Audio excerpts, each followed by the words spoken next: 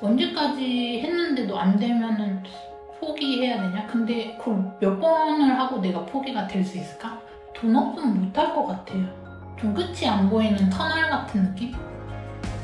여수 MBC 특별기획 라디오 다큐멘터리 지방 난임 부부 지원 프로젝트 15%의 이야기 4부 정책의 벽.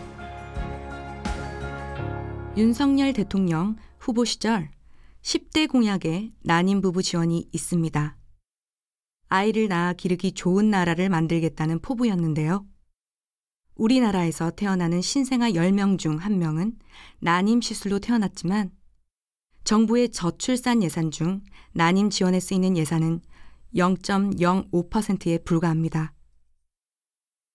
첫째 때는 지원을 전혀 못 받았고 채취 자체가 저는 첫째 때 19개 채취를 하고 11개가 수정이 되고 시도하느라고 3개를 썼었고 냉동을 5개 해놨었거든요. 그 냉동비 포함해가지고 800 정도 들었던 것 같아요. 어림 잡아서 이제 계산한 거긴 한데 그 정도 들었었고 둘째 때도 마찬가지로 이식을 해야 되니까 몸을 또 임신을 준비하는 상태로 만들어놔야 돼서 이식하기 전부터 병원에 주기적으로 다니고 약을 먹고 주사를 맞고 이식을 하고 피검사를 해서 결과가 나오면 또 계속 이어가고 해가지고 그때도 500 정도는 쓴 것 같아요. 우리나라에서 난임 부부들이 많이 찾는 난임 전문 병원에서 난임 시술 한 번에 청구되는 금액입니다. 신선 배아 차수에서는 약 100만 원에서 150만 원 정도 들고요. 이제 채취나 이식 등 비용을 포함했을 때 경우 동결 배아 이식 차수에서도 약 100만 원에서 150만 원 정도 듭니다. 그다음에 인공수정 비용은 한 30만 원에서 40만 원 정도 됐다고 볼 수 있을 것 같습니다. 문제가 없었으면 안 들어도 되는 돈이잖아요. 밑 빠진 독에 물 붓는 느낌이라서 좀 그런 것도 있긴 있죠. 난임 시술비 지원 정책은 빠르게 바뀌고 있습니다. 올해는 소득 수준에 관계없이 시험관 시술 비용 중 신선 배아는 110만 원, 동결 배아는 50만 원, 인공수정은 30만 원을 지원합니다. 지원 횟수도 체외 수정과 인공수정을 합쳐 아이당 25회로 사실상 횟수 제한을 없앴습니다. 작년까지만 해도 난임 시술비 지원은 중위소득 180% 이하로 소득 제한이 있었기 때문에 지원금을 받으려면 부부 중 한 사람은 휴직이나 퇴사를 해야 했습니다. 외벌이로 한 번에 평균 150만 원의 시술비를 감당하며 생활하기는 쉽지 않죠. 지방 난임 부부들은 교통비와 숙박비까지 추가로 부담해야 합니다. 딱 한 대에 뭐 20만 원짜리도 있어요. 근데 그걸 써서 만약에 효과가 있어. 안 할 수 없잖아요. 내가 다른 걸 해봤는데 안 돼. 근데 그거를 쓰면 좋아. 근데 한 대에 20만 원이야. 이거 며칠 맞아야 돼. 근데 또 비급여야. 내가 그걸 고스란히 해야 되니까. 제가 알기로는 진도군에는 산부인과가 없어요. 그래서 진도 군수님께서 광주로 다 가시니까 5만 원 정도? 1일 5만 원 계산해서 그거 주는 걸로 알고 있고. 그래서 제가 이제 무한 군수님도 만났는데 무한 군수님도 하반기에는 한번 진행을 해보겠다. 그 하반기 추경 예산인가? 그걸로 해서 한번 해보겠다 했는데 아직까지는 시행은 안 된 것 같아요. 교통비 많이 아니어도 진짜 좀 해주시고 아니면 SRT나 KTX 요번에 목포의 역사 새롭게 짓는다 하는데 제발 좀 시간 좀 많이 좀 늘려달라. 올라가는 시간은 뭐 그렇다 쳐도 내려오는 거는 좀 많이 좀 해달라. 고급좌석 좀 더 많이 만들어달라. 진짜 채취하고 내려오면은 저는 통증 별로 없는데 통증 많으신 분들 계시거든요. 좀 약간 기울여서 누워서 오시는 게 더 좋으니까 그런 거 배려 좀 해줬으면 좋겠어요. 난임 시술 과정에서 난임 부부들을 또 한 번 울리는 건 비급여 항목입니다.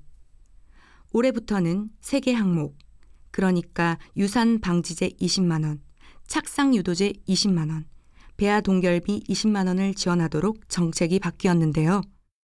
주사 한 대에 20만 원, 비싼 건 한 대에 40만 원짜리 주사도 있습니다. 몸 상태에 따라서 꼭 필요한 주사나 약도 비급여인 경우가 많아 지원을 체감하기 어렵다고 합니다. 난임 치료 중 자궁 근종이 발견돼 로봇 수술을 받은 서울의 한 언론사에서 기자로 일하고 있는 사례자의 이야기입니다. 저는 자궁근종 복강경 로봇 수술을 받았어요. 그 수술이 비급여 수술이었어서 종합병원 입원 한 3박 4일 정도까지 포함해서 1,200만 원이 들었거든요. 2년 정도에 2천만 원 정도 쓴 것 같은데 그 중에 정부 지원금이 380만 원 정도 되거든요. 그 정도이고 다행히 저는 10년 전부터 들었던 실손 보험이 이 로봇 수술의 이제 일부를 보조해줘서 1년 난임 생활 동안 그래도 한 700~800 정도밖에 들지 않은 선방했다고 생각합니다.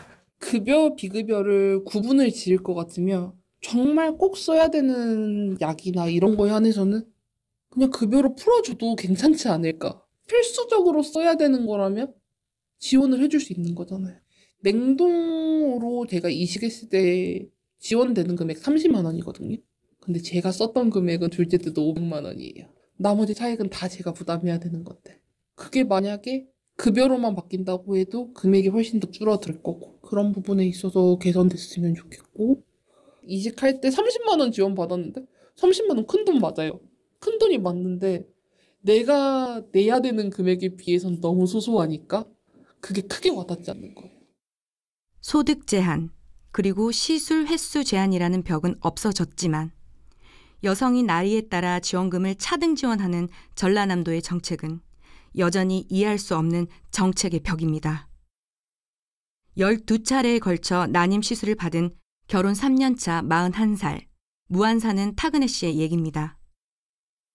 왜 우리 전담은 만 45세 이상 나이 폐지권에 대해서 생각을 안 하시냐 그랬더니 담당자분이 하신 말씀이 만 44세 미만에게는 110만 원 지원이고 만 45세 이상에게는 90만 원 지원인 거예요. 늘어야 되는 20만 원 깎이는 거예요. 만 45세 이상이 왜 더 안 좋아지냐 그랬더니 그 담당자분이 하신 말씀이 만 45세 이상은 임신력이 떨어지잖아. 임신력이 떨어진다는 것도 낳은 사람도 많고 근데 도대체 어떤 근거로 그렇게 말씀하시냐 했더니 말씀을 못 하시는 거죠. 그래갖고 제가 그 전화를 끊고 각 시도군마다 다 보건소마다 다 전화해서 2023년에 79년생, 78년생 그 난임 시술을 했던 그 자료 통계를 한번 내달라고 그랬어요. 그랬더니 목포시는 8명, 무안은 9명. 각 시도군마다 10명이 안 넘는 거예요. 그 10명한테 20만 원을 못 해준다? 그거는 정말 어이가 없는 거잖아요. 전남도 다 해줘봤자 500명 정도 될 텐데. 서울과 부산은 올해부터 나이 제한도 없앴습니다. 하지만 아직도 많은 지자체들이 45세 이상은 가입력이 떨어진다는 이유로 10만 원에서 20만 원씩 지원금을 적게 지급하고 있습니다. 그나마 돈으로 해결할 수 있다면 다행이라고 해야 할까요? 더불어민주당 강선우 의원실에 따르면 난임 진단을 받은 사람 중 절반이 넘는 60%는 고립감과 우울감을 느낍니다. 첫째는 자연 임신으로 출산했지만 둘째가 잘 안 생기던 여수의 한 사례자는 부부 갈등으로 스트레스가 심했다고 말합니다. 살도 계속 빠지고 와이프가 정신적으로 굉장히 많이 힘들었었죠. 근데 저 역시 편한 것만 아니었거든요. 왜냐면 평소에는 아무것도 아니었는데 그냥 예민해 있는 상태에서 말 한마디 이렇게 싸운 적도 있어요. 바닥에 뭐가 발에 걸려. 오빠가 해. 뭐라고? 이런 식이죠. 그러니까 말 한마디가 이렇게 계속 와서 꽂히는 거예요. 같이 서로. 근데 저도 힘들고 저도 밖에서 받는 스트레스도 있는데 집에 와서 좀 편히 이렇게 하고 싶은데 집에 들어오면 더 눈치를 봐야 되는 거예요. 육체적으로 애도 케어를 저도 해야 되고 항상 예민해 있는 상태니까 저도 굉장히 스트레스 많이 받았죠. 그러면서 시험관까지 불발되고 나서 그만하자.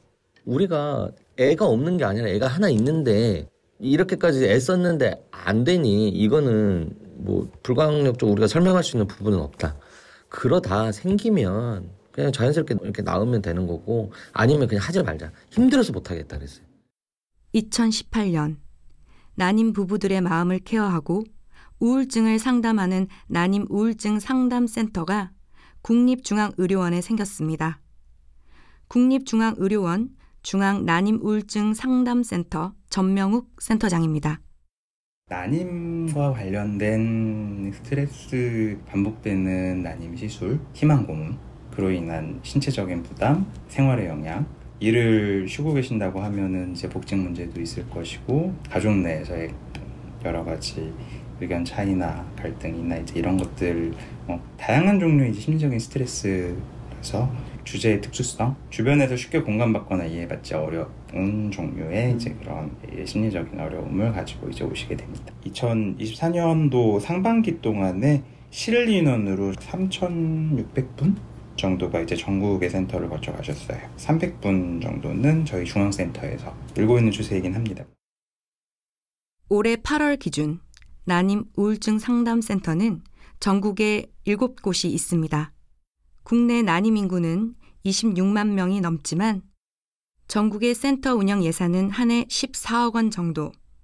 권역별 센터가 늘어나고는 있지만 난임에 관심 있는 지자체가 센터 설립을 희망하는 방식, 즉 지자체 매칭 사업으로 진행됩니다.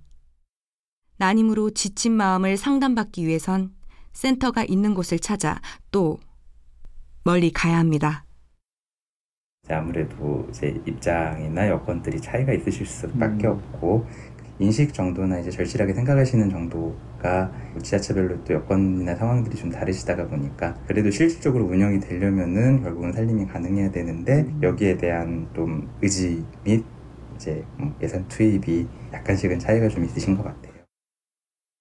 인식에 숨고 시간에 쫓기고 이들을 보살피지 못하는 정책에 숨겨져 있던 15%의 난임 부부 이야기.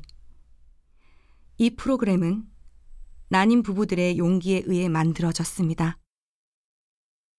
어렵게 드러난 15% 이야기에 우리는 잘못된 인식을 거두고 응원과 격려를, 정책적 배려를 보낼 차례가 아닐까요?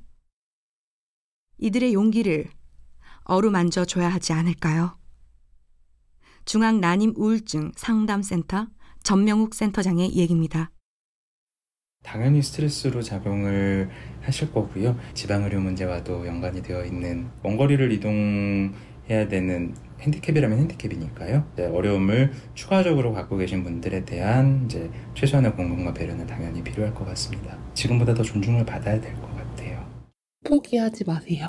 그 사실 그대로를 인정을 하고 그 상황에 맞춰서 노력을 한다라고 하면 충분히 타개할 수 있는 일이거든요. 절대 주눅 안 들고 부끄러워하지 않고 그냥 묵묵히 본인들의 부부, 본인들의 가정을 위해서 최선을 다하다 보면, 물론 안 될 수도 있죠. 안 될 수도 있지만 그 마음만 포기하지 않고 한다라고 하면 좋은 결과가 있지 않을까. 여수 MBC 특별기획 라디오 다큐멘터리 지방 난임 부부 지원 프로젝트 15%의 이야기 4부 정책의 벽. 구성 이선아, 내레이션 황보라, 연출 이영선이었습니다. 이 프로그램은 방송문화진흥의 지원을 받아 제작되었습니다.